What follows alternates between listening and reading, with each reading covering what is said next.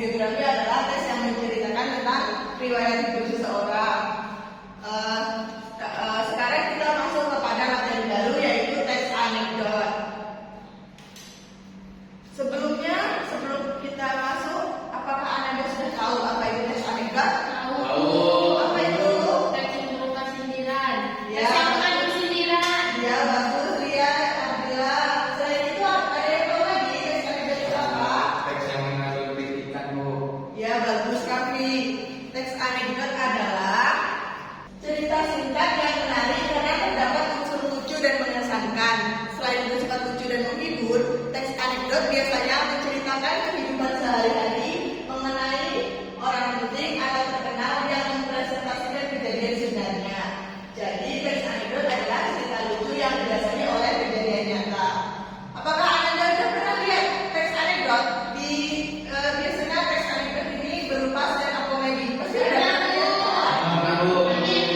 Ya, bagus di TV, di handphone juga banyak ya.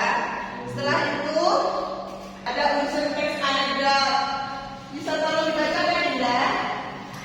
Bisa, Bu. Unsur teks anekdot ada tema cerita, tokoh, latar, sudut pandang, dan gaya bahasa. Gaya bahasa dan nada. Ya, bagus. Terima kasih, Indah. Unsur teks anekdot itu meliputi tema cerita, tokoh, latar, sudut pandang, dan gaya bahasa dan nada. Pasti Anda sudah tahu apa itu tema kan? Sudah, Bu. Sudah, Bu. Udah baca sekarang, Bu. Ya, tema adalah gagasan tokoh di dalam cerita teks anekdot. Selanjutnya tokoh. Apa itu tokoh? Orang yang ada di dalam teks anekdot. Ya, tokoh adalah orang yang ada di dalam teks anekdot tersebut. Selanjutnya latar. Apa ya latar ya? Tempat. Dalam tempat, Bu. Ada waktu, ada suasana. Ya, bagus. Latar itu dibagi menjadi 3, yaitu latar tempat, yaitu lokasi di mana teks anekdot itu diceritakan. Yang kedua latar waktu, kapan teks anekdot itu dilaksanakan, dan latar suasana, bagaimana suasananya. Selanjutnya ada sudut pandang. Sudut pandang apa Anda sudah tahu? Sudut pandang itu adalah gagasan yang dipakai oleh penulis untuk mengemukakan ceritanya. Sudut pandang ini biasanya juga menjadi 2, yaitu sudut pandang orang pertama yang biasanya disebut aku, dan sudut pandang orang ketiga dia. Selanjutnya gaya bahasa dan nada. Gaya bahasa ini digunakan untuk menyampaikan teks anekdot agar menarik, dan nada itu ekspresi yang akan dikeluarkan. Setelah unsur teks anekdot, materi selanjutnya yaitu ciri-ciri teks anekdot. Ciri-ciri teks anekdot boleh dibacakan ya? Ciri-ciri teks anekdot itu ada 5, Bu. Yang pertama, mampu menghibur dan membuat tertawa. Lalu yang kedua, memiliki sifat menggelitik. Yang ketiga, memiliki sifat menyindir. Yang keempat, bisa jadi mengenai orang. Dan yang kelima, memiliki tujuan tertentu.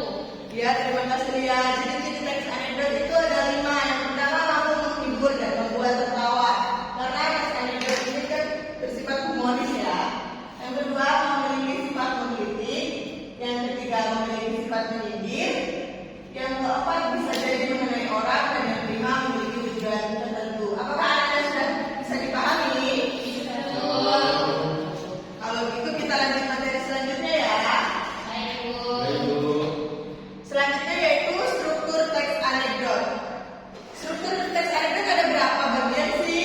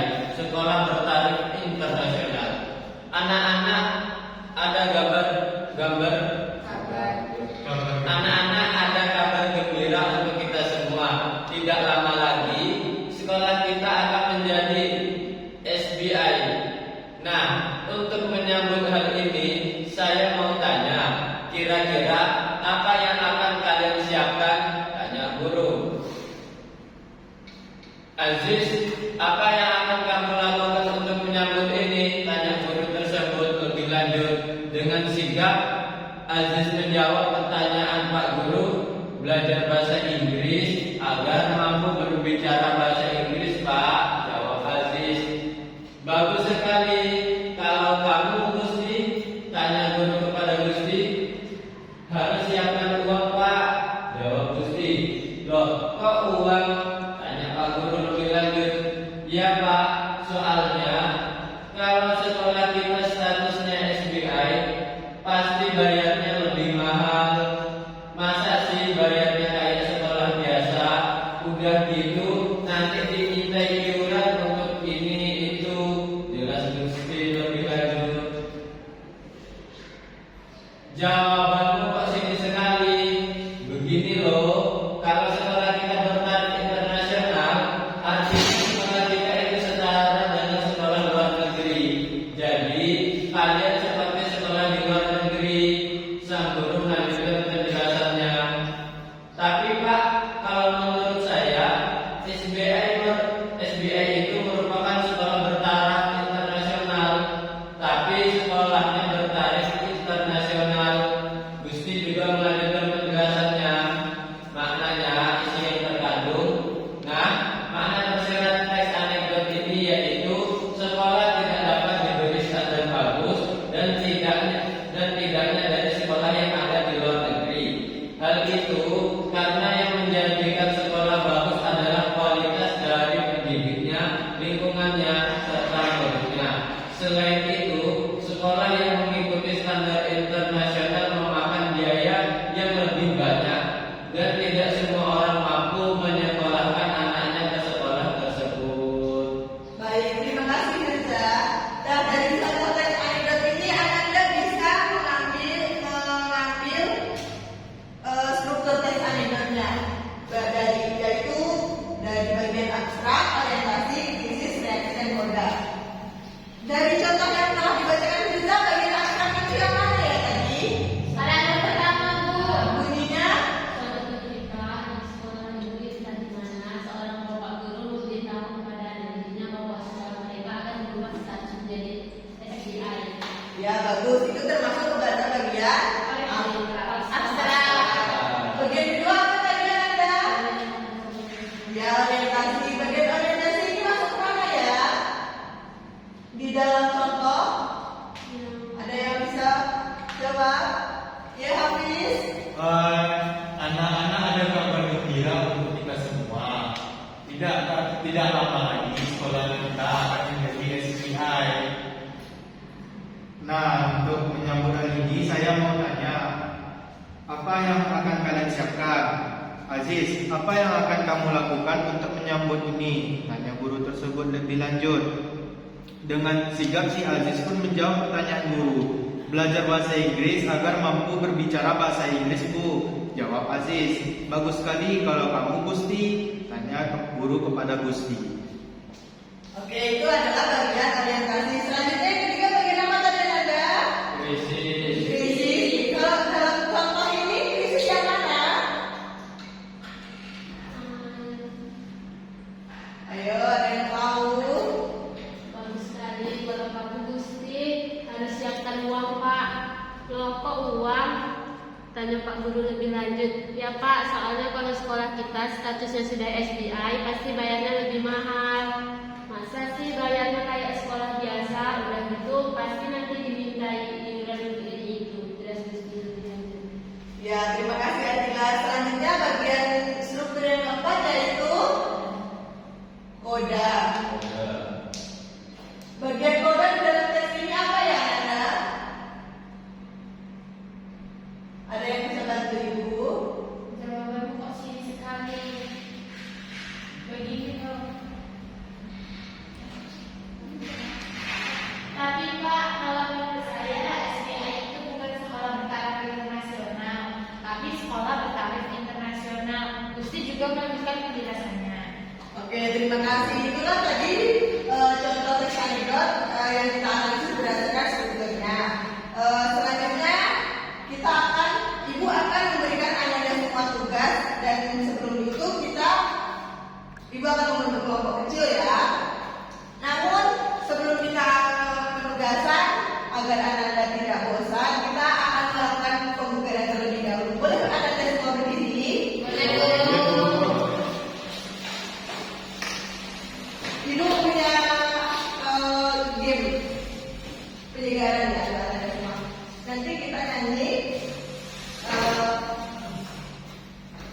Bagiannya seperti ini.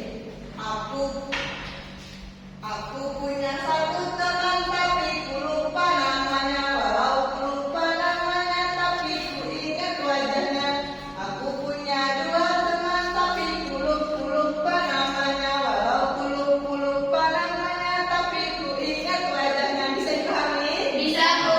Oke, kita mulai. 1, 2, 3. Aku punya satu teman tapi ku lupa namanya. Walau ku lupa namanya tapi ku ingat wajahnya. Aku punya dua teman tapi ku lupa namanya. Walau ku lupa namanya tapi ku ingat wajahnya. Aku punya tiga teman tapi ku lupa namanya. Walau ku lupa namanya tapi ku ingat wajahnya. Aku punya empat teman tapi ku lupa namanya. Walau ku lupa namanya tapi ku ingat wajahnya. Aku punya lima teman tapi ku lupa namanya. Walau ku lupa namanya tapi ku ingat wajahnya.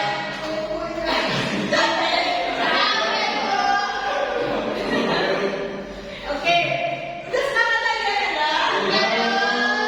Oke, sekarang Ibu akan menyajikan video.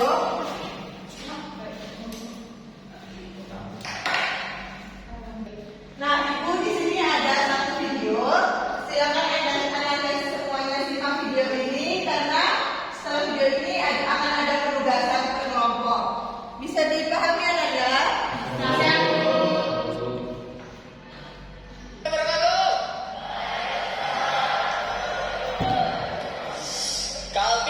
Kalbis adalah kampus terbaik se-Asia Tenggara. Kenalin nama gue Gibran, gue dari Betawi. Otok lah. Orang Betawi tuh mulutnya pahit-pahit bener dah. Paracetamol gitu. Bener, pahit banget, demen banget komentarin hidup orang gitu. Kayak gue jadi korban nih. Gue ini lebih pendek dari adik gue. Pas SMP gue segini, adik gue segini. Dengkulnya. Waduh semua. Enggak dong, nggak mungkin. Gue lebih pendek, gue nggak ada masalah. Cuma gue pada ngomongin mulu gitu. Tak, lu nggak malu apa tak lebih pendek dari adik lu? Renang dong biar tinggi. Ya Allah bacot banget kata gue. Renang biar tinggi apa? Ubur-ubur renang tiap hari. Mana? Tinggi kagak renang. Iya, bacot tuh orang-orang. Terus tadi ya, isinya sombong-sombongan juara apa sih? Gue tuh nggak demen banget gue sama orang sombong bener lah. Kita semua sepakat lah seluruh orang dimanapun benci sama orang sombong. Tapi sebenarnya ada satu orang yang lebih dibenci daripada orang sombong. Itu orang sombong yang nggak mau ngaku kalau dia sombong. Iya, yang biasanya kalau cerita tuh dia openingnya begini. Bukan aku mau sombong nih. Habis itu dia sombong kan bangkit. Begini, bukan aku mau sombong nih. Tapi di rumah gua motor ninja ada 4. Satu buat ke warung, satu dipakai adik gua sekolah. Ya, yang ketiga buat nyari tambahan penghasilan lah. Nenek gua suka main tong setan.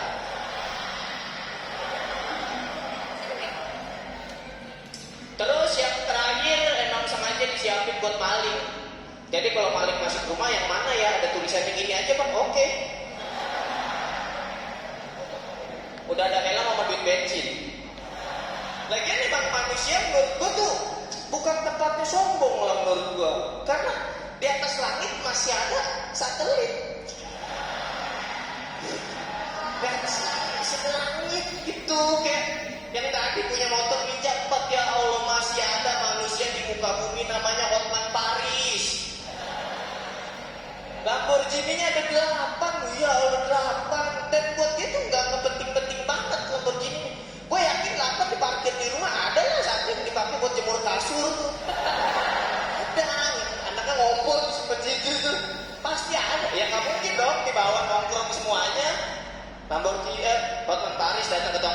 mobil 88 kan, shit. Kan yang ribet dia sendiri ya. Buka pintu Lamborghini, di atasin dapat. Yang kalau diturunin kayak potong makalah. Cekrek. Dan tutup masih ada mobil kedua. Aduh. Teman-teman jangan pulang dulu ya. Set. Masih ada banyak lagi. Sabar begitu. Set. Sampai mobil ketujuh teman-teman buka ya. Belum lagi. Oke. Ada nih satu ucapan yang proses kayak gitu ini dari cewek-cewek sih bener. Lagi kumpul terus keluar ucapan gitu. Bukannya ngomong-ngomongin orang ya. Tapi Puput pulang pagi terus. Kita telah ya. Bukannya mau ngomongin orang, tapi dia ngomongin Puput. Sekarang gua tanya, Puput orang apa sendal gunung? Ya kan orang. Maksudnya, ya lu kalau mau ngegosip ya selalu aja sih, ngegosip-gosip aja ya kan. Orang acara gosip di TV juga selalu kan. Kagak ada tuh yang masuk-masuk presenter gitu. Halo pemirsa, kembali lagi di Seleb. Pemirsa, bukannya saya mau gosip nih. Kan kata Pak Ustadz juga nggak boleh ya. Tapi dengar-dengar doang ini mah. Nih kita Mirjani lagi deket sama bule. Ih deket banget, selangkah lagi mentok.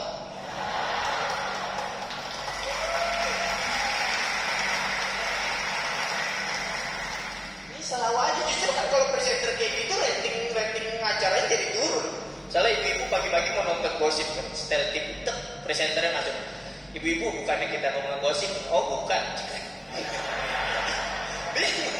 Ya curang mainnya lu. Iya maksudnya selalu ada ngegosip nih. Berbanding terbalik penyampaian. Kalau gosipnya kecil resikonya ngomongnya santai gitu kayak tadi. Puput pulang pagi terus.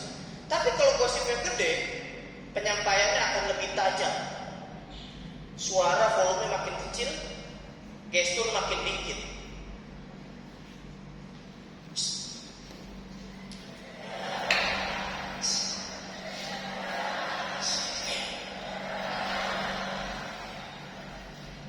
Tahu Pak RT berdua aja. Ya gue sih gak ada masalah ngomong pelan kayak cuma gue takutnya nyampe salah gitu orang pelan. Takutnya musik terus dia nyampe orang lain makin salah. Tahu gak Pak RT berdua ada makanan dijaga.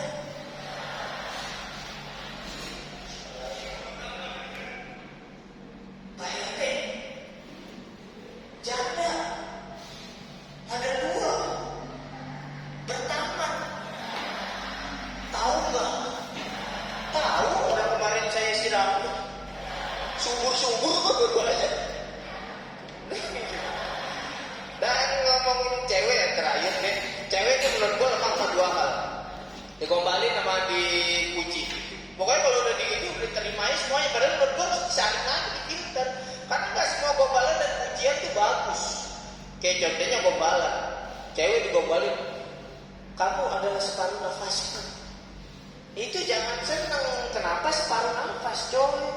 Artinya itu cowok butuh dua cewek biar nafasnya lancar. Iya. Dan satunya lagi dipuji. Gue nih di Instagram sering banget lihat ada cewek upload foto terus ada yang puji. Ih cantik kayak Barbie. Terus dia seneng. Iya, makasih. Ih bacot banget gitu. Dia senang dipuji kayak Barbie, cuma karena dia ngeliat Barbie itu cantik. Dia nggak mau Barbie itu dengkulnya nggak bisa ditekuk. Dia percuma cantik kalau berdiri. Ya dari gue minta.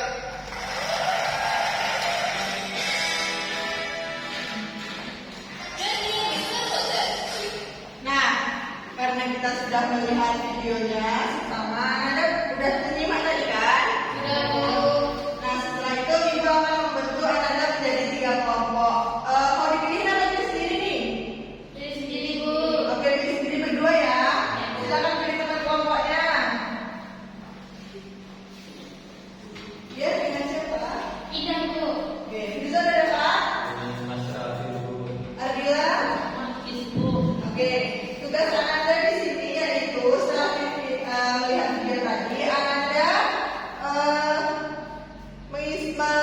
dikasih unsur-unsur di dalam video, yaitu hal yang lucu, kritikan, dan sindiran. Sudah tahu kan maksudnya dari video tadi? Nanti Anda tulis di sini dan Anda presentasikan ke depan ya per kelompok. Ini Ibu bagikan tugasnya. Ya. Ya. Dipresentasikan dulu ya Firza. Assalamualaikum. Waalaikumsalam. Silakan Anda kerjakan unsur yang ditemukan, yaitu hal lucu, kritikan, dan sindirannya ya.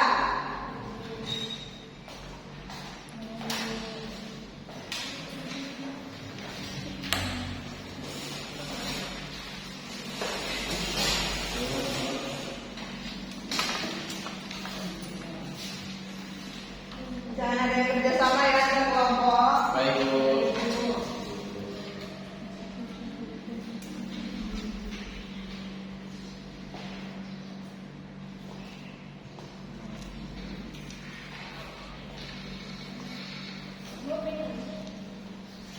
Bu, nggak ada pena, Bu. Ya bisa. Jadi sekolah gimana ya pokoknya? Kasih Bu. Silakan dikerjakan ya.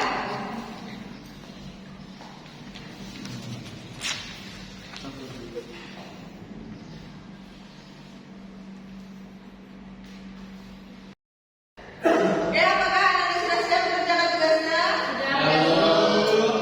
Sekarang adalah waktunya presentasi. Kelompok mana dulu yang mau maju ke depan? Saya, Bu.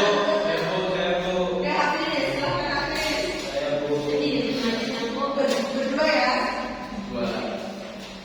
Kalau sendiri.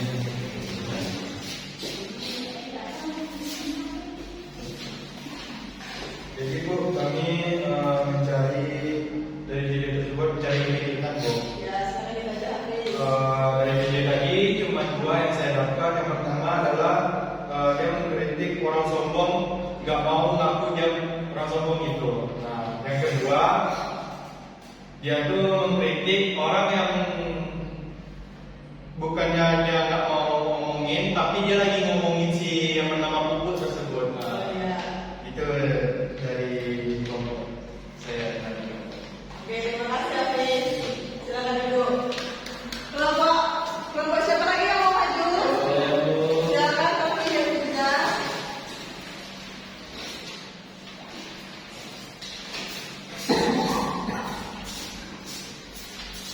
Silakan dibacakan. Assalamualaikum warahmatullahi wabarakatuh. Di sini kami akan menyampaikan laporan kami dari unsur yang ditemukan tentang hal-hal lucu yang akan disampaikan oleh Firza. Pada Firza dipersilakan. Baik, terima kasih. Di sini saya akan menyampaikan hasil yang kami dapat, yaitu tentang hal lucu. Hasilnya yaitu adalah renang-renang biar tinggi, renang-renang biar tinggi. Nah, itu maksudnya ubur-ubur aja renang tiap hari itu tidak tinggi, tetap pendek. Nah, itu termasuk bagian hal-hal yang lucu. Tadi di situ dari video tersebut bahwa pesertanya yang penontonnya pada bahagia ketawa. Baik, itu tadi presentasi dari kami. Sudah? Sudah, Bu. Ya, silakan duduk. Selanjutnya kelompok terakhir tidak ada dia, silakan berikan hasilnya.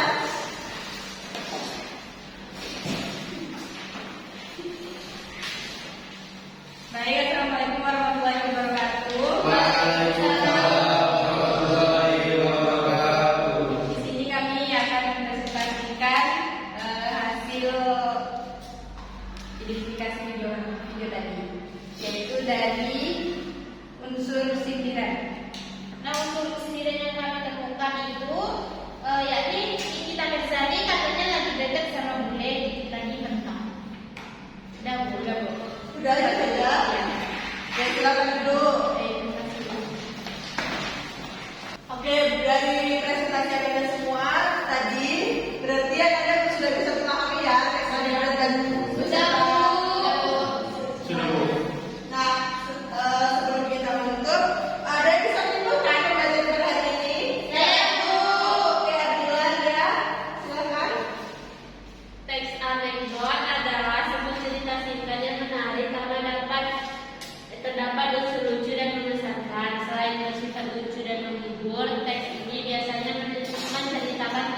sehari-hari mengenai orang penting atau terkenal yang merepresentasikan kejadian sebenarnya. Jadi teks anekdot adalah cerita yang lucu yang didasari oleh kejadian nyata. Oke, terima kasih Adila. Selanjutnya selain pengertian ada apa lagi? Bu, ya apa ya maksudnya? Di situ ada tema, ada tokoh, latar, sudut pandang, dan gaya bahasa. Ya, selain unsur dan pengertian ada apa lagi Anda?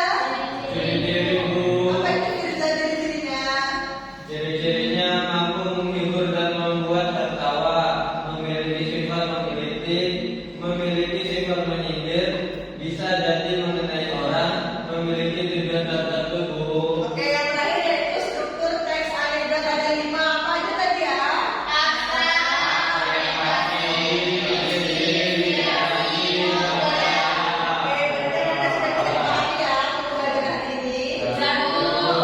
Untuk materi minggu depan kita akan membahas tentang puisi dan pantun. Silakan Anda pelajari di rumah ya, biar besok sudah siap. Semoga kita semua selalu sehat dan kita bisa bertemu di minggu depan. Sebelum kita mengakhiri, ketua kelas boleh memimpin doanya. Baiklah, sebelum